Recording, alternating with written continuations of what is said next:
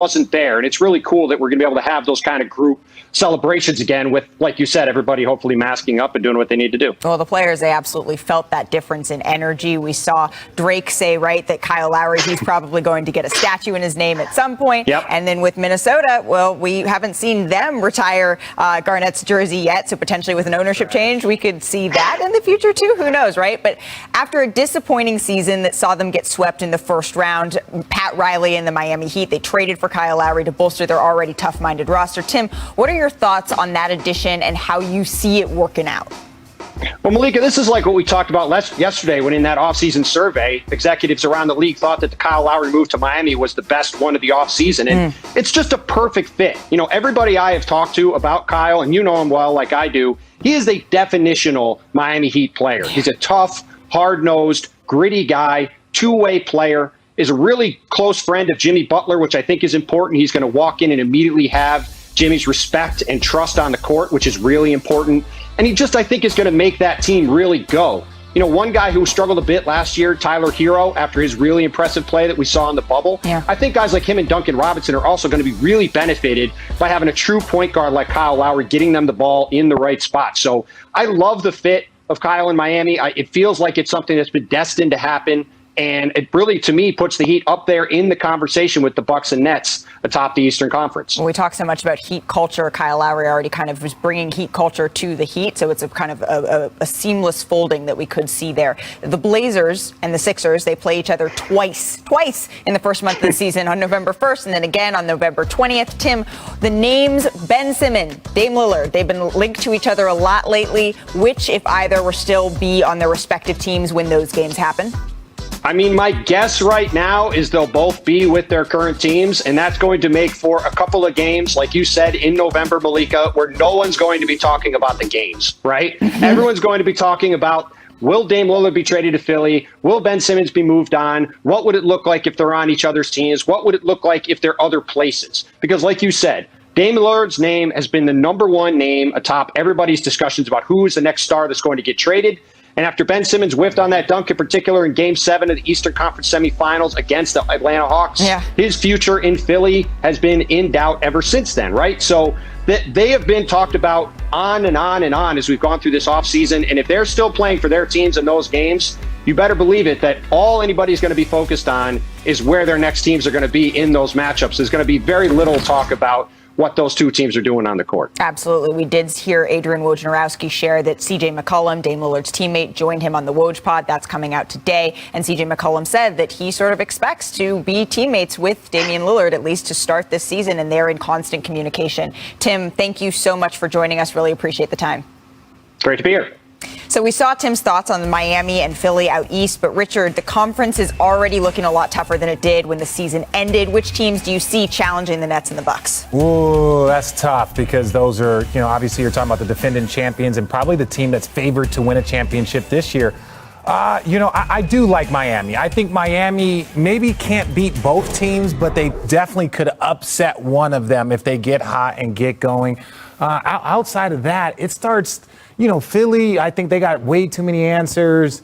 Are there any other teams in the Eastern Conference? Well, I think Philly, if there is a trade for someone like Dame Lillard, they're automatically in the conference. It's a big if. Yeah, of course it's an if, but I think there's a lot of ifs beyond the Bucks and the Nets, because the Bucks and Nets have already proven themselves to be so good last year. I guess the other two teams I'd go to beyond the Philly and Miami would be Boston. And Boston, I would be including them if they were to make a trade for someone like a Bradley Beal. And then the Hawks. I mean, the Hawks were in the Eastern Conference Finals a year ago. You're making faces, Richard. No, you're making faces. Because they have to be included in the conversation, the potential. Well, this is the thing about it, is that two of the teams that you said probably need to make a trade to compete. Miami doesn't need to make a trade. Yeah. I think you would look at them as like the singular team that, like, as constructed, I don't know if they could beat both, but they definitely could upset one. And then I think I'm curious to see what Atlanta does now that, it's not the same type of season, very similar to what some of the bubble teams did. Sure. Right? You see these guys go out and play great, play outstanding. They just kind of had a magical run. I would consider their run very similar to the Phoenix Suns run. Young, played better than a lot of people expected, even though you knew that they were great players. So I just think every other team needs to do something versus the three teams constructed as is. It's the Nets, it's the Bucks, and then I think Miami would be right there. I agree there. I mean, it's going to be interesting to see how that all shakes out. It does seem like Miami is one of those teams that just took a huge step. I don't know that anyone was necessarily expecting to see them get swept the way that they quite did in the first round against the Bucks, especially considering how Miami played the Bucks in the bubble. But that just goes to show you how unique of an environment the bubble was. Some injuries took a toll. The opening week was released on Tuesday, but the first marquee NBA game is October 19th. Circle that date when the Bucks get their rings in Pfizer Forum on TMT. And when they host the Nets in an epic rematch of that 7-game series. And we also learned of the Christmas Day games headlined by the Nets and Lakers in primetime on ABC. That's one of 5 games on Christmas, including Trae Young back in MSG, Luka versus Donovan Mitchell, the Celtics Bucks, Warriors Suns, and concluding with Luka versus Donovan Mitchell on ESPN. And that leads us to our ABC primetime Saturday games, 7 of the biggest matchups of the season, including Lakers Warriors meeting up on both February the 12th and March 5th. Katie's return to Golden State with fans is featured along with the champion Bucks, Sixers, and Knicks. We got a lot going on. We now welcome in ESPN insider Adrian Wojnarowski. We just saw the marquee games as the NBA begins its 75th anniversary, Woj. And the 75th anniversary brings in a new NBPA president in Portland, CJ McCollum. You just interviewed him for recently for an upcoming episode of the Woj Pod. What did you learn about his duties and his current relationship with Dame Lillard? Malika, listen, this is going to be, as CJ McCollum takes over for Chris Paul, there's a lot on the docket as the new president of the Players Association. There's an ongoing search to hire a new executive director to replace Michelle Roberts, who's planning on retiring. And then there's a looming collective bargaining negotiation with the league. And that's certainly going to shape what the NBA looks like for years to come. And so those are at the very top of the list for CJ McCollum. But in the shorter term, as the Blazers get ready to think about heading back to training camp, I talked to CJ in the podcast about the conversations he's having and continues to have with Dame Lillard. Listen, they talk almost every day, every other day, and he talks about being really confident about how Dame feels about being back in Portland this year, about being committed to this team, and he fully expects, he's starting the season with Dame Lillard, and this is a team in Portland, if healthy, that is going to be a significant contender in the Western Conference. Oh, I certainly look forward to listening to that full conversation that you had with CJ McCollum on the Woj Pod. There's going to be a lot of interesting stuff in there. But Woj, the defending champion Bucks, they're going to face the Suns in a finals rematch as part of our ABC Sunday showcase on March 6th. One of 9 games ABC will broadcast on Sunday afternoons, including the Nets, Celtics, Mavericks, Hawks, reigning MVP Nikola Jokic, and more. But as the Bucks prepare for a title defense, Woj, what do they still want to accomplish this offseason? Well, Malika, their roster's set, and they were able to keep Bobby Portis, certainly who could have left in free agency. That was certainly an important player for this team to keep. But beyond that, Mike Budenholzer, their head coach, he's got a year left on his deal. And we talked about this all season, Malika, that his future in Milwaukee was going to be determined by results. Well, he delivered a championship. And so I think the Bucks and Budenholzer, they started to discuss a contract extension that takes them beyond next season together. And I think, listen, the Bucks want Mike Budenholzer back. He wants to continue as coach of the Bucks. I think he told Zach Lowe on his podcast he'd like a 25-year contract. But I think those conversations are ongoing. I don't think it'll be that long of a deal. But certainly it's a priority for the Bucks to get that wrapped up. Well, maybe not 25 years, but this is an exciting time for Milwaukee, especially considering the conversation surrounding Mike Budenholzer all of last season. But while we have you here, Woj, you broke some news this morning involving the extension of Robert Williams with the Celtics. What more can you tell us about that? Yeah, 4 years, $54 million. Robert Williams' agent, Kevin Bradbury with Rep 1 Sports, tells me. And listen, this is for a young player in Boston who I think they really believe his best days are ahead of him. And certainly staying healthy and on the court are going to be important for him. But this is a player who gets a deal now that puts him in the top half financially of the centers in the league. He's only started 16 games in his career, but you saw last year the way he can dominate around the rim. They've got the extension done with Marcus Smart, and you start to see this core now around Jaylen Brown and, of course, Jason Tatum, that Brad Stevens, as the new president GM, is putting together, and now Robert Williams, 4 years, $54 million on his rookie extension. Wow. Well, that's really good stuff, Woj. Thank you so much for joining us. I look forward to listening to that podcast with CJ McCollum on the Woj Pod later today. Thank you. Well, we saw the Warriors. They were heavily featured in the ABC Saturday primetime slate, but before Christmas, they still have road games against the Lakers, the Nets, the Knicks, and the Celtics as we welcome in Nick Friedel, Richard Jefferson, and Ramona Shelburne. We'll start with Ramona as Klay Thompson continues his rehab from his Achilles injury. Ramona, what's the latest that you have heard there? Well, he's doing well in his recovery, but the Warriors are targeting that Christmas Day game against the Suns for his return. Now, he could come back a little bit before that, but in terms of getting his conditioning right, they're targeting the Christmas Day game against the Suns. I know that sounds a little late to people, but he was injured on November 18th. So this is 13 months from an Achilles injury. So Christmas Day.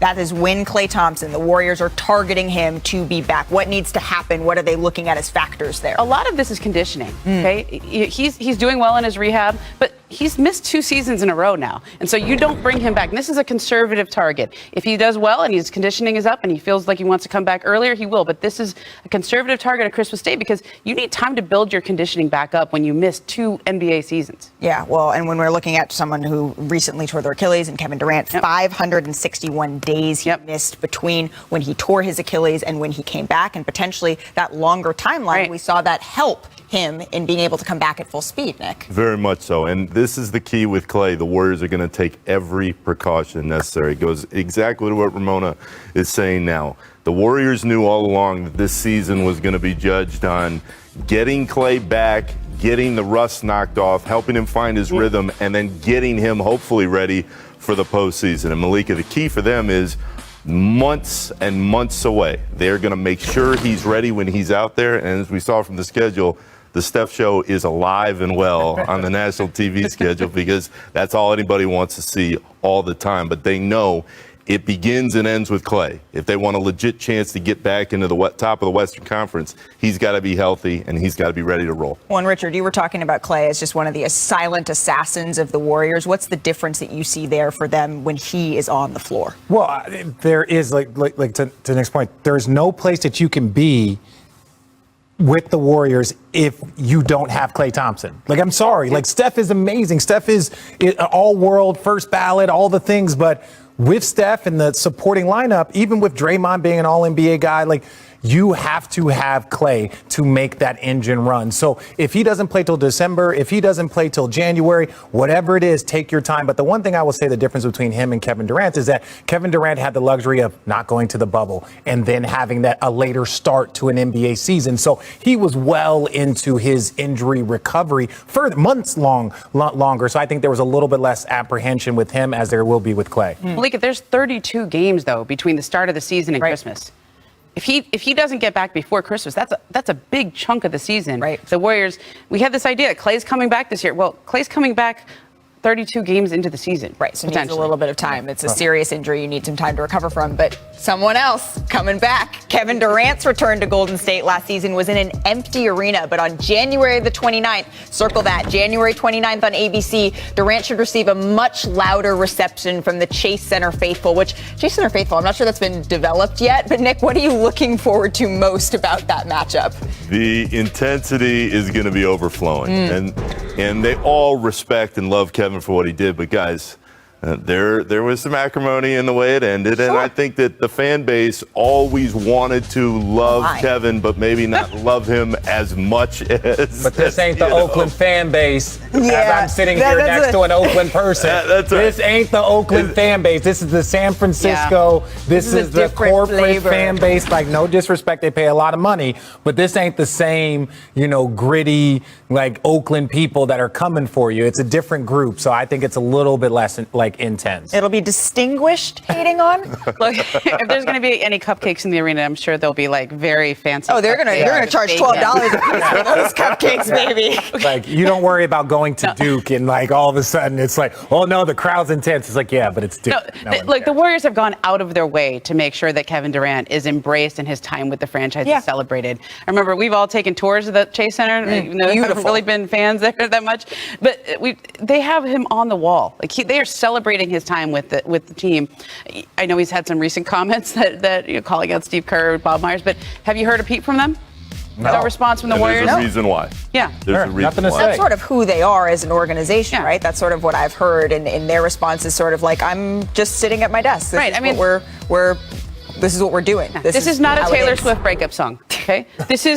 They're fine. But I would want to hear that if it was. Yeah, I know. If anybody I've could find never something, it would heard be one. her.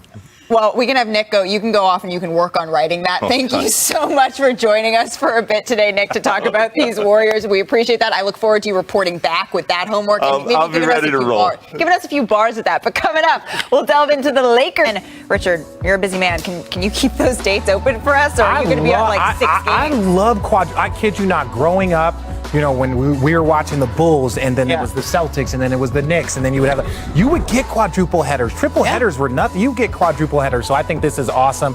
It really kind of gets you to just sit down. Okay. And it's just basketball all day. It's amazing. Ramona and I are going to make sure to send you a save the date, but I like that the Pelicans are in these games. They're not on Christmas. The schedule is Martin Luther King Jr. Day this year on January the 17th. It's featuring the Bulls and the Grizzlies and a conference finals rematch between the Hawks and the Bucks on TNT, and then the Jazz Lakers serves us as the nightcap on NBA TV.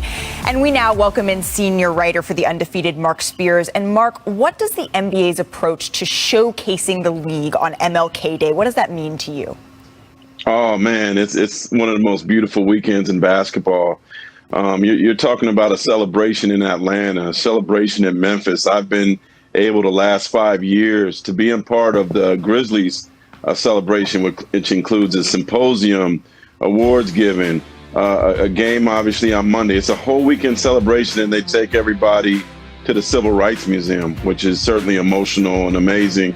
And then the Hawks do a great job too of highlighting Martin Luther King and down the street from where he used to preach. And obviously their MLK jerseys are super fire.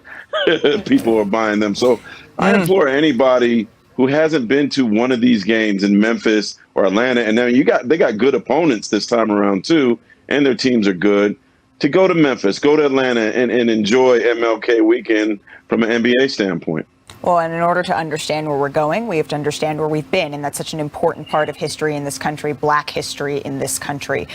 John Morant will be featured on MLK Day and will also go head-to-head with fellow 2019 draftee and former AAU teammate Zion Williamson 4 times, including March 8th on TNT, after Morant led Memphis into the postseason. Mark, how have you seen things between the Zion and Ja rivalry leading into year 3? It hasn't gotten off the ground because they're homies. They were AAU teammates. They're both from South Carolina. Yeah. When one of them has a good game, they tweet out, "Oh, did you see what my boy did?" And they haven't really played each other that much because of the pandemic and injuries. So, yeah, I think it's amazing that 2 South Carolina kids who've known each other since they were like pre-teens were 1 and 2 in the draft. But until they play in the postseason and look, they're trading jerseys. This ain't no rivalry. This is a brotherhood.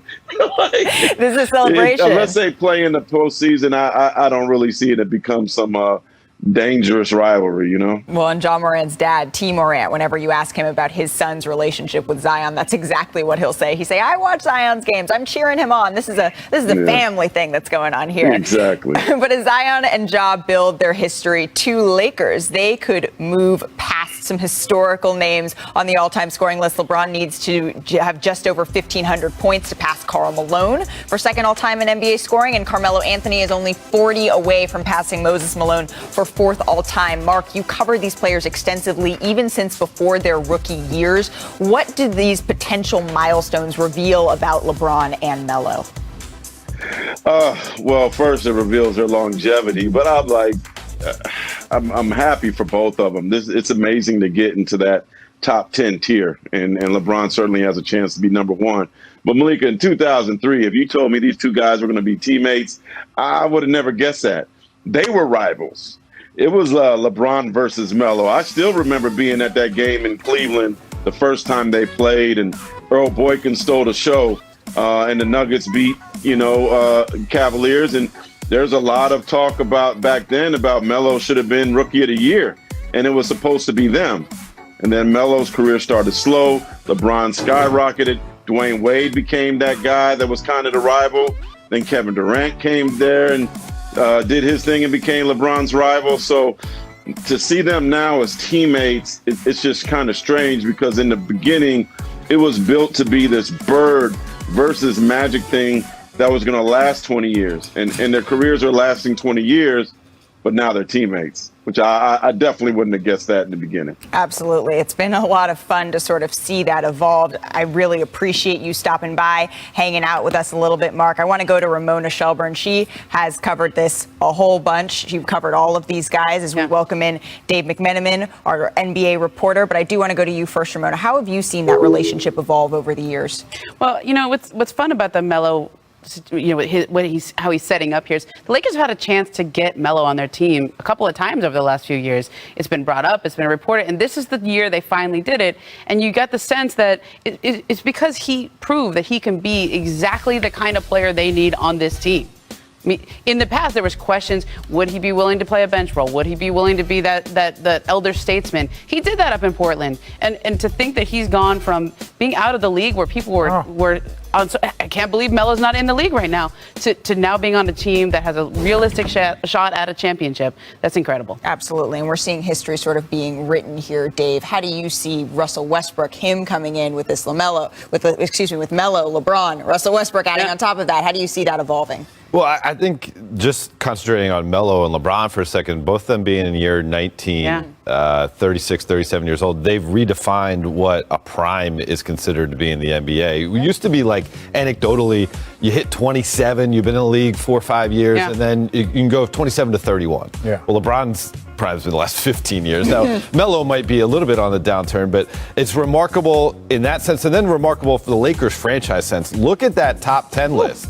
7 out of 10 wore the purple and gold. So the Lakers franchise, they not only collect rings, but they collect kind of the superheroes of the game. They've at some point worn the Laker uniform. Well, yeah, and when the Lakers call, you typically answer it. And to your point, Ramona, I said years ago when Carmelo was going through this, and when he finally signed with Portland, I said it, I was like, look, he's auditioning to be on a championship team. Yep. People didn't buy that. And look, I know there was clips, and I think that Carmelo deserved to be in the league that entire time. But understand, there's 450 players in the NBA. It's not the 450 best players in the world.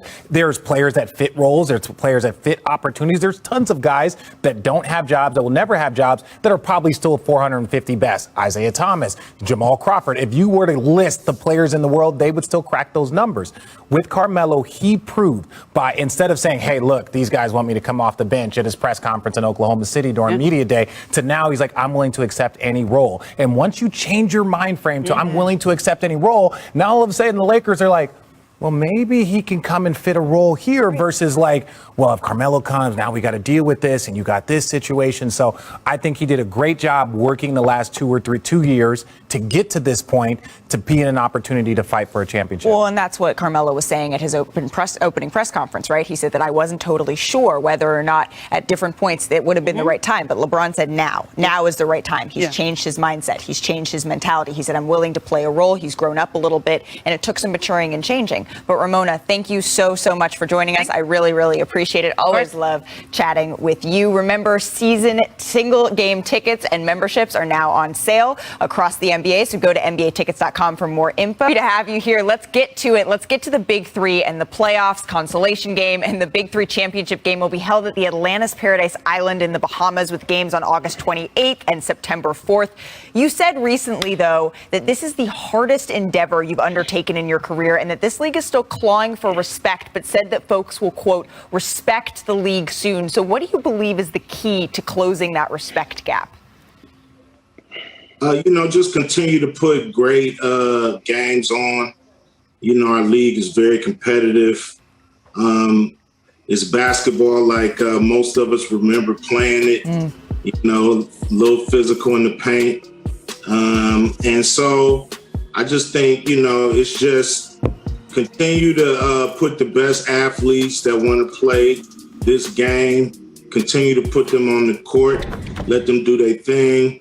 And, it's like you build it and they will come. And, so that's really what it's all about. I don't think anything else is, a factor. It's just doing what we're doing and do it better every year. You build it and they will come. I like that. The big three is head coaches like Lisa Leslie, Nancy Lieberman. I'm curious, when do you believe that there will be a woman who is a head coach in the NBA? As soon as they catch up with the big three. I mean, Talk that. We the case study, so there's no reason to put 1,000 different studies on this. Just look at the success that Lisa Leslie, Nancy Lieberman having in our league, some of the best coaches in our league. Yeah. And hey, the proof is in the pudding. So, they can look at what we're doing. And like I said, they can catch up whenever they're ready. Absolutely. Yeah, Q, man, first respect. I was at your first Big Three game in Brooklyn, and you guys have grown a lot from them, so congratulations on that. But I got to bring you back to your Lakers. Westbrook's coming back home. You got Melo in uniform now. What is your expectation, and what do you think about all this hate about the age of the team? I don't think the Lakers are worried about that. There's nothing wrong with bringing in two hungry superstars into your organization. They still want those championships. I don't know if they've ever been closer to getting the championships than they have now. So they just got to do their thing. LeBron, Anthony Davis, they already proved they can do it. Now it's really up to Westbrook, Carmelo, to show what they can do to bring a championship to the Los Angeles Lakers.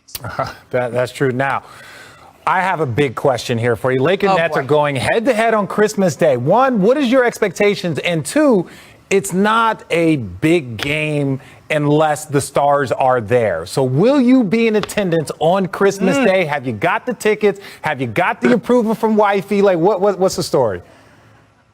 I mean, for one, I don't need no approval. Talk to him. That was a setup. Two, I've been a suite holder in the Staples Center ever since it was still rubble in the ground. So, I definitely plan on being there. Okay. It's really all about, hopefully getting in the building and feeling that energy.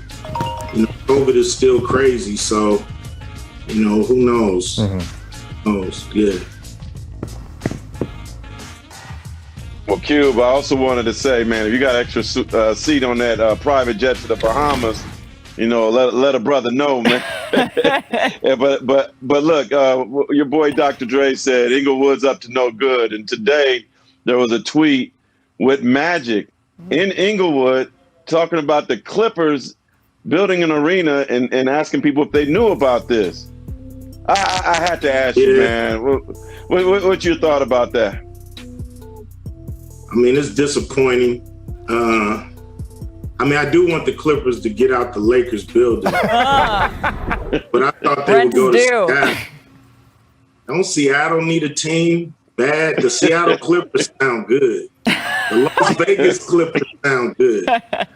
Jeez, San Diego. Wow. Back to San Diego. Back to San Diego. Okay, so Cube is trying to them all the way out.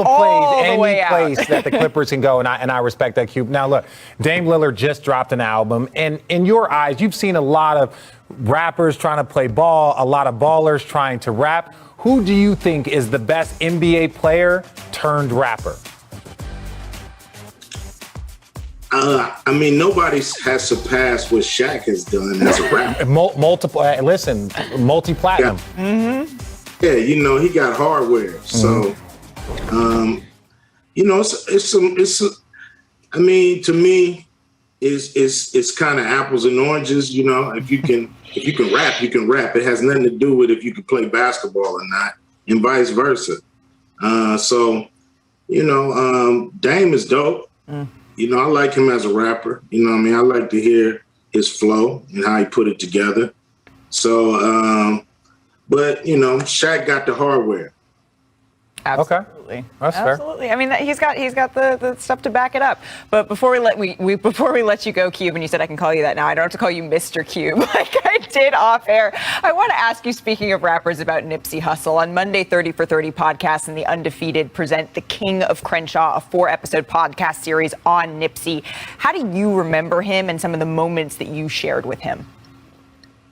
Nipsey, I didn't know him that good. I knew him, on and off. I saw him coming up in the rap game, really trying to get his feet wet. And I just loved his tenacity. He really, really stayed on his grind and really started to, reach the heights that he envisioned himself earlier in his career. Earlier he was, he was just learning the game, a lot coming at him. And later I just saw the maturity and just saw him blow up as an artist respected in LA. So I just always had respect for, what he had accomplished up until this point. And to see him, murdered like that, it's just sad for it to happen in his own neighborhood. Absolutely. He was certainly someone who meant a whole lot to a bunch of NBA players, a bunch of folks around the NBA community. Cube, thank you so much for your time. We're definitely going to be tuning into the Big Three as the championship approaches. This is going to be exciting stuff. Yeah, 3 weeks left. Check us out. Football haven't started yet. Summer league over. Come on and hang with the Big Three for these 3 weeks. The best fireball you're going to see. Absolutely. We're looking forward to that fire. Nike, but I'm still mad that there is no signature shoe for a female. You have her and Sue Bird. They just won 5 gold medals. Like, how many accomplishments? And sometimes it's not always about how many shoes they sell. No, it's about representing a market. It's about representing females and what they have brought to our Back in the day, Cheryl Swoops had one. She did. She had her first one. I think it's just cool. LeBron and Diana have had this cool camaraderie for years. They played in Olympic summers together, and I remember when she became the WNBA all-time leading scorer, LeBron shouted her out, and she was wearing LeBron sneakers then when she set that accomplishment. Yeah, I dig it. See how I do. Well, we'll see. But I think you got this. So for most of last season's games, we didn't have fans, but your reporting didn't stop. You had to cover games on the return. And so now that we're more likely to see full crowds at the arenas this season, how does that enhance the experience of seeing someone like Kyle Lowry return to Toronto?